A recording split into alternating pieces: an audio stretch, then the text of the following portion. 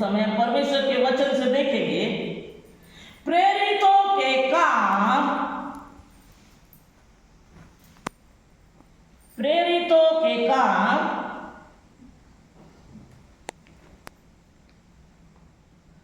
12 अध्याय उसके 5वें पद को हम देखेंगे। इसमें क्या लिखा है? बंदी गृह में पत्रस बंद था, परंतु कलीसिया उसके लिए लौ लगाकर प्रार्थना कर रही थी। प्रार्थना का सामर्थ्य को देखिए, प्रार्थना का ताकत को देखिए, प्रार्थना कैसे पावरफुल है उसको देखिए। बंदी गृह में पत्रस जब लॉकअप में बंद था, बंदी गृह में बंद था, कलीसिया उसके लिए प्रार्थना कर रही थी, पत्रस को बाहर निकाल। पत्रस बाहर निकले, हे प्रभु तू हमारी प्रार्थना को सुनना। पत्रस बाहर निकल नहीं पाए, कारागार से बाहर निकल नहीं पाए। वह रात और दिन एक होकर तमाम झुंड मिलकर प्रभु की महिमा कर रहे थे और तमाम लोग परमेश्वर को प्रार्थना कर रहे थे। ये पत्रस बंदी गृह से बाहर निकल नहीं पाए। Hallelujah, hallelujah. हम देखेंगे परमेश्वर के वचन से। और पत्रस ऐसे जंजीरों से बंधा हुआ था, दोनों तरफ से उसे बांध कर रखे थे और उसे दो जो सिपाही है वो साइड में सोए हुए थे और दरवाजा में भी दो सुरक्षा व्यवस्था बने थे, दो वहां पर भी सिपाही थे। परमेश्वर का दूत उस जगह पहुंचे। हालेलुया। परमेश्वर ने अपने दूत को उस जगह भेज दिया। उस जगह जो अंधकार था रोशनी हो गया, एक उजाला हो गया, एक ज्योति हो गया, एक प्रकाश चमक गया। हालेलुया। जब पत्रस को दूत ने देखा, अरे ये गहरा निद्रा में सोया है, दूत ने उसे पसली में हाथ लगाया। वह पसली में जैसे ही हाथ लगने से वह एकदम तुरंत देखकर चमक गया और देखने लग गया। दूत ने कहा उठ। जैसे वो अपने जगह से उठा, वैसे ही उसके जंजीरें, उसके पैड़ियां टूट गए, खुल गए। स्वर्गदूत ने पत्रस से कहा तू अपने जूता पहन ले, कमर बांध ले, तेरे कुर्ता को पहन ले और मेरे पीछे हो ले। और जैसे ही उसके पीछे पत्रस हो लिया, एक गेट खुला, दूसरा गेट खुला और इस प्रकार से वो लोहे के गेट खुलते गए मेरे प्रियो। और इस बातों को पत्रस दर्शन सोच रहा था। मैं दर्शन देख रहा हूं, यह हकीकत है बल्कि इस बातों को नहीं जान रहा था। ये दर्शन है सोच रहा था। और उसके पीछे हो लिया वो नगर, जहां वो दरवाजा खुलता है नगर तक पहुंचे। उसके बाद वो गली में पहुंचे दूत के साथ में। जैसे वो गली में पहुंचे वैसे ही स्वर्गदूत वहां से चला गया। वो समय उसे इस बात को इल्म हुआ कि यह दर्शन नहीं है, यह हकीकत है। हालेलुया। वो दर्शन नहीं देख रहा। हम देखेंगे 11 में लिखा है, तो पत्रस ने सचेत होकर कहा अब मैं सच जानता हूं, प्रभु ने अपने स्वर्गदूत भेजकर हेरोदेस राजा से मुझे छुड़ा लिया। हेरोदेस के हाथ से मुझे छुड़ा लिया और यहूदी की सारी युक्ति को तोड़ दिया, सारे उनके चालों को तोड़ दिया, तमाम उनके जालों को तोड़ दिया, तमाम उनके सोच को तोड़ दिया। परमेश्वर स्वयं दूत को भेजकर मुझे कारागार से बाहर निकाल दिया। जब देखा पत्रस और जहां प्रार्थना चल रहा था, उनके एक कलीसिया, एक झुंड बैठकर प्रार्थना कर रहे थे। मरियम, यूहन्ना, मरकुस जो कहलाता है, सब मिलकर एक बड़ी झुंड के साथ में जब वो प्रार्थना कर रहे थे, उस समय पत्रस उस जगह पहुंचा और खिड़की के द्वार को खटखटाया। हालेलुया। जैसे खिड़की के द्वार को खटखटाया, उसके आवाज को सुनकर उनके घर की दासी जिसका नाम रूते,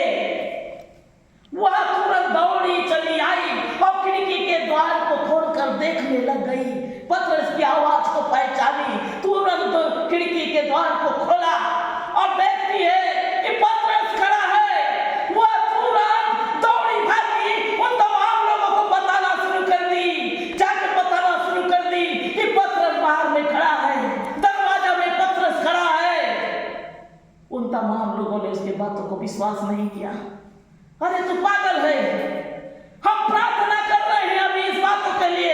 अरे वो तो हेरोदेस राजा के कब्जे में है, वो बहुत सारे जंजीरों में, बहुत सारे कैद में, बहुत परेशानी में भी है। वो कहाँ होगा? नहीं, सचमुच में वो है, मैं अभी देख कर आ रही हूँ। क्योंकि वही दरवाजा को खटखटा रहा है। उसकी बातों को नहीं माने, अब कहने लगे कोई स्वर्गदूत होगा, उसका कोई स्वर्गदूत होगा। फिर भी वो दासी बार बार कहने लगी, नहीं, मैंने पतरस को देखा है जो द्वार पर खड़ा है, जो द्वार पर खटखटाता है। उन्होंने 14 को देखेंगे, पतरस का सब पहचान कर उसने आनंद के मारे फाटक खोला, परंतु दौड़कर भीतर गई और बताया कि पतरस द्वार पर खड़ा है। उन्होंने कहा पागल है, अरे तू पागल है, तो कैद खाना में है। परंतु वह दृढ़ता से बोली, ऐसा ही है, मैं जो देख कर आ रही हूं ऐसा ही है। पतरस द्वार पर खड़ा है। आमीन, हालेलुया। तब उन्होंने कहा उसका स्वर्गदूत होगा, परंतु पतरस खटखटाता ही रहा। देखे, अभी भी खटखटा रहा है, देखे पतरस ही है। और उन्होंने खिड़की खोली और उसे देखकर चकित रह गए। हालेलुया। जैसे दास को रिबिका ने पानी पिलाया, चकित रह गया। जैसे रिबिका को उसके साथ भेजने के लिए परिवार ने बातें किया, दास चकित रह गया, वैसे ये लोग तमाम लोग चकित रह गए। हालेलुया। जैसे कि हमने थोड़ी देर पहले हम परमेश्वर के वचन में से देखे, सबोपदेश की किताब 11वां अध्याय 5वां पद में लिखा है, जैसे वायु के चलने के मार्ग को कोई नहीं जानता और किसी रीति से गर्भवती के पेट में हड्डी बढ़ती है, वैसे ही परमेश्वर के काम को भी कोई नहीं जानता, क्योंकि परमेश्वर सब कुछ करता है। हालेलुया। परमेश्वर सब कुछ करता है। उसने कर दिया। वो लाव लगाकर प्रार्थना कर रहे थे, परमेश्वर ने सुन ली, परमेश्वर ने सुना और परमेश्वर ने पतरस को कारागार से बाहर निकाल दिया। वो दूत को भेज दिया उसके लिए। हालेलुया। परमेश्वर ने सहायता को भेजा, दूत को भेजा और पतरस को कारागार से बाहर निकाल दिया। वह परमेश्वर है, सब कुछ करने वाला परमेश्वर है, वह सब कुछ करता है। Hallelujah, hallelujah. हम देखेंगे बाइबल में, मेरे प्रियो, यूहन्ना रचित सुसमाचार 14 अध्याय 12 पद में लिखा है, जो मुझ पर विश्वास करता है, जो मुझ पर विश्वास करता है, जो काम मैं करता हूं उससे बड़े बड़े काम करेगा। हालेलुया। जो मुझ पर विश्वास करता है, जो यीशु पर विश्वास करता है, जो परमेश्वर पर विश्वास करता है, जो प्रार्थना पर विश्वास करता है, जो परमेश्वर की सामर्थ्य पर विश्वास करता है, वो बड़े बड़े काम करेगा। आमीन, हालेलुया। क्योंकि परमेश्वर के लिए कोई भी बात कठिन नहीं है। आमीन, हालेलुया, हालेलुया। मेरे प्रिय, यीशु टावर है, यीशु टावर है। हम वो बल्ब हैं छोटे से, जब टावर से हम जुड़ जाते हैं वो बल्ब जलने लगता है। हालेलुया। वो बल्ब जलने लगता है, कोई 0, कोई 100, कोई 500, कोई 1000। आमीन, हालेलुया। सभी को परमेश्वर अपने पावर से भर देता है। इसीलिए हम यीशु के पावर को जाने, क्योंकि वो टावर है। Hallelujah, hallelujah. प्रभु का धन्यवाद हो, परमेश्वर की महिमा हो, प्रभु की स्तुति हो। हम इस समय देखेंगे परमेश्वर के वचन में से प्रेरितों के काम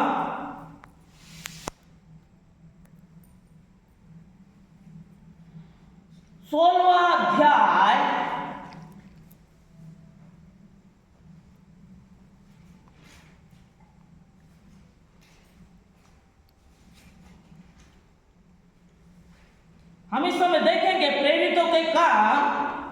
16वां अध्याय उसके 25 पद को। इसमें लिखा है, आधी रात के समय, आधी रात के लगभग, हालेलुया, 2 या 3 है ना, 1 या 2 के बीच, आधी रात के लगभग पौलुस और सिलास प्रार्थना करते हुए परमेश्वर का भजन गा रहे थे। हम आधी रात के समय केवल सोने के अलावा कुछ भी नहीं करेंगे, आमीन, हालेलुया।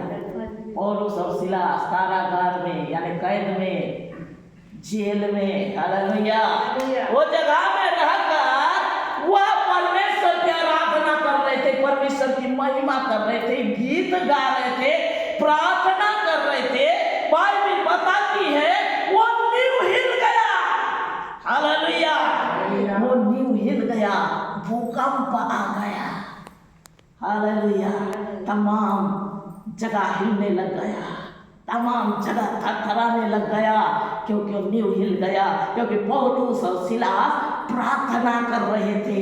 प्रार्थना में देखिए मेरे प्रिय कैसा पावर है, हालेलुया, प्रार्थना में ऐसा पावर है, भूकंप आ जाएगा, आमीन, हालेलुया, नींव हिल जाएगी।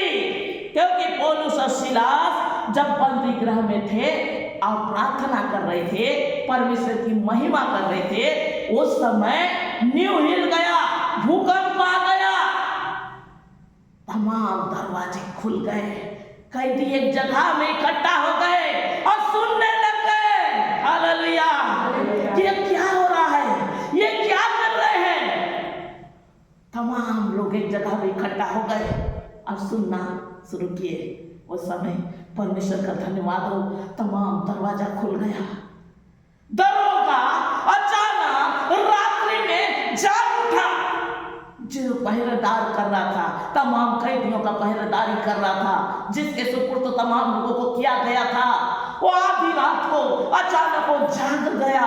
दरवाजा खुला है, पूरा गेट खुला है, कैदी कोई दिखाई नहीं दे रहे हैं। मुझे इन तमाम लोगों का भार दिया गया था, आज मैं इनको कैसे मैं जवाब दे पाऊंगा, आज ये कहाँ गए, ये प्रकार से सोचकर वह दरोगा अपनी तलवार अपने कमर से खींच लिया, अपने आप को नुकसान करने के लिए, मारने के लिए, हालेलुया, हालेलुया।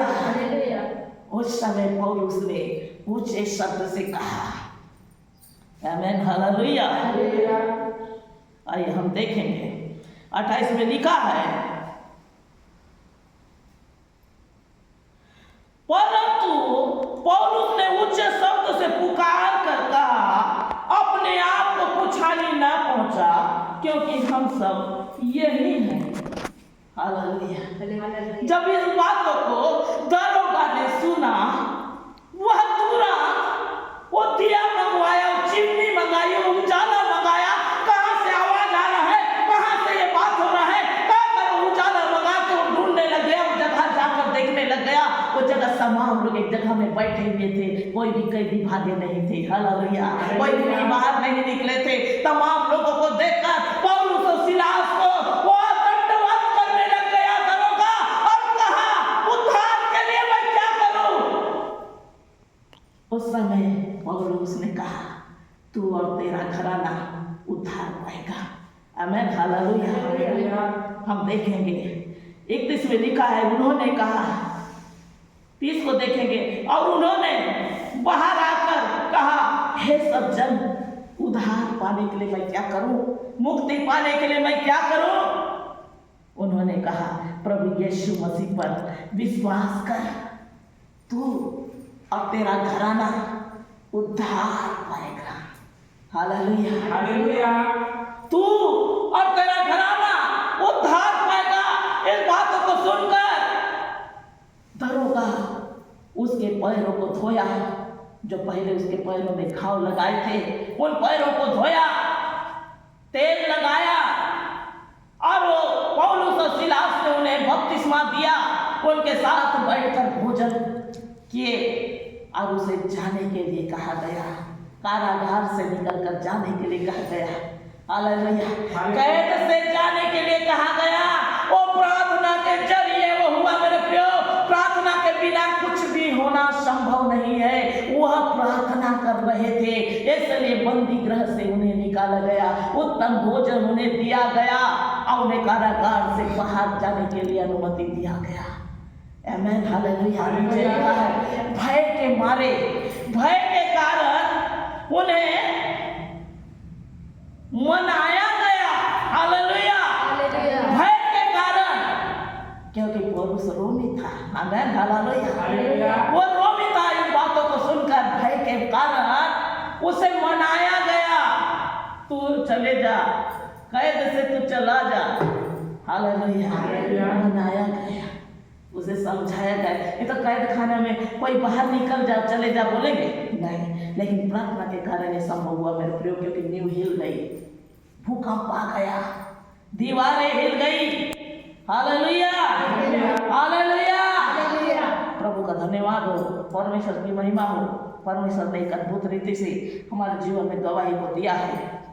आइए हम थोड़ी देर गवाही को देखेंगे। परमेश्वर का धन्यवाद हो। एक परिवार में बहुत सुंदर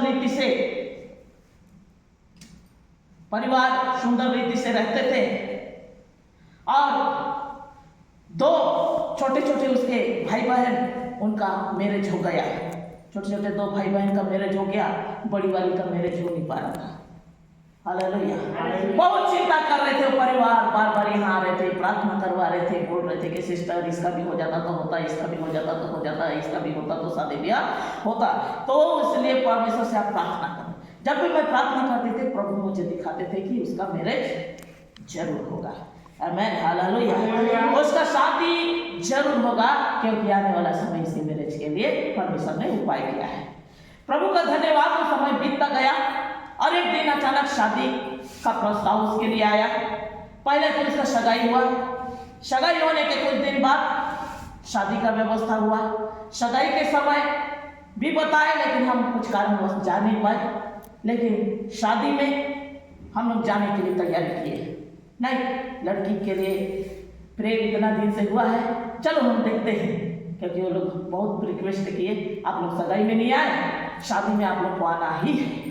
ठीक है, हम लोग जरूर आएंगे। अचानक शादी के लिए हम तैयार हो रहे थे, शादी में जाने के लिए तैयार हो रहे थे और वो परिवार घर में आकर पहुंचे। उसके जो दुल्हन है, उसके छोटे भाई बहन दोनों आ गए और बहुत मुंह को एकदम इमोशनल करके, बहुत रोते हुए दोनों आए और बताने लग गए।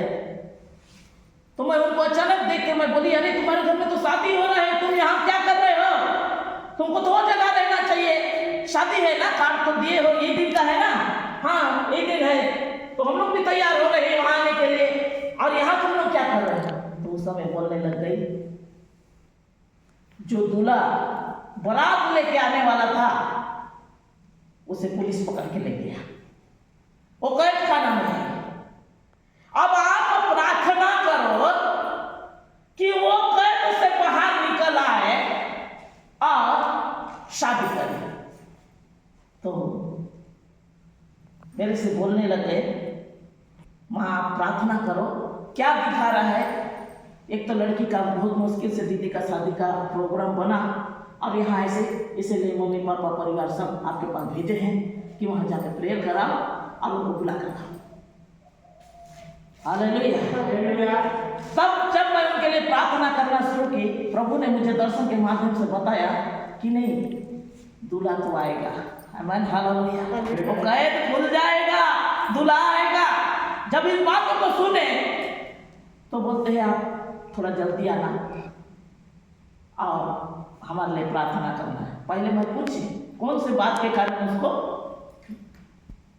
पुलिस उठा के ले गई और 3 दिन बाद छोड़ेंगे या सप्ताह भर बाद छोड़ेंगे, इस प्रकार से बात सुनने में आ रहा है। तो क्या कारण था? तो बताने लग गए, नहीं पहले एक शादी किया था, 12 साल से दोनों का त्याग पत्र दिया था लड़का, 12 साल से एक दूसरा से अलग हैं। लेकिन गांव में पंचायत में ये सब डिसाइड हुआ था, सर जो कानूनी कार्रवाई पुलिस में कोर्ट में जो प्रकार होता है वो नहीं हुआ था। लेकिन गांव में हुआ था, पंच बैठे थे और पूरा गांव बैठा था, दोनों कुल मिलके ये बातों को डिसाइड किए थे और उसका पूरा रीति से स्टाम्प पेपर में जो भी लिखना पढ़ना जो भी है, कागज जो भी बनाना है, सब कुछ बना हुआ है। लेकिन पुलिस उसको देखते हुए भी ये बातों को नहीं मान रही है। उसे ये बोला जा रहा है कि अभी तुम नहीं जाओगे। तो वो परिवार बहुत परेशान है। बारात लेके जैसे ही आ रहे थे और बीच में ही दूल्हा को उठा के पुलिस ले गई। ये बात को जैसे मैं सुनी, बहुत चिंता की। ओ प्रभु, लड़की इतना दिन से चिंता करके प्रार्थना के लिए बोल रहे थे, आज ये आंधी और तूफान उसके जीवन में आया है, प्रभु इसे तू हटा दे। हम लोग तुरंत तैयार होकर परिवार में गए। जैसे ही गाड़ी से उतरे, किसी से दुआ सलाम किसी से मिलने नहीं दिए, तुरंत मेरा हाथ को पकड़े और अंदर ले गए।